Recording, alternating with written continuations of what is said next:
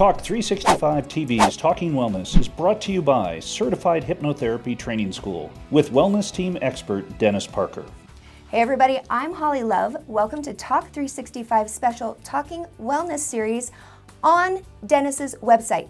You are here because you saw us on Talk 365. You logged on because you wanted more information about what is hypnosis, what is a hypnotherapist, how do you become one, how do you learn these amazing life-changing skills, even just for yourself, even if you don't want a new career.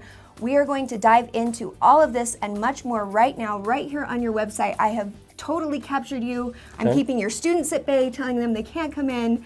Let's start off right where we did on the show and talk a little bit more about what is hypnosis?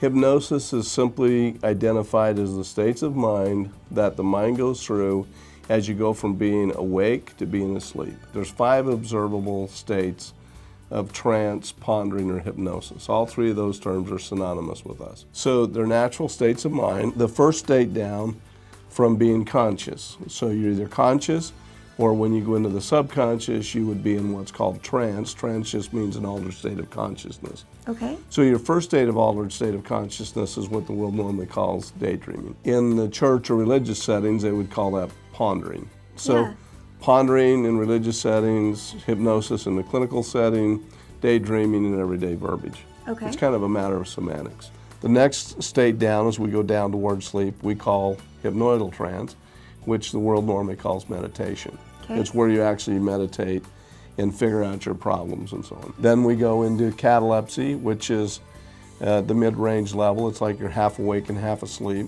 It's kind of a hypnagogic kind of state where you know that you could just as easily fall asleep or just as easy wake up. Then we go into what's called somnambulism.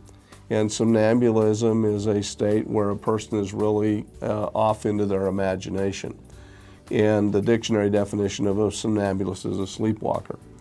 And then the last state before sleep is called the Esdale state. It was named after Dr. James Esdale because he perfected the inductions, if you will, around how to use the mind for pain control. So for deep pain control, for surgery or birthing or those kinds of things, it's used a lot for that. And then there's sleep.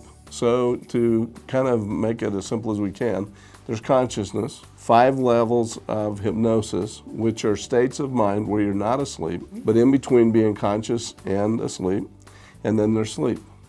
So if you include sleep in trance, there's actually 6 states of trance, because sleep is trance.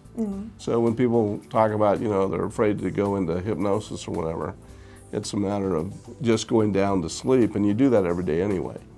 Absolutely. So I don't know too many people that are afraid to fall asleep. No. Most people want to do that. And as you're explaining this, I can almost feel myself and what it feels like to go down into the stages. Right. What it feels like to be daydreaming or meditating or all of those things. Sleeping, I need to feel that more, but that's a whole nother story for another day, right?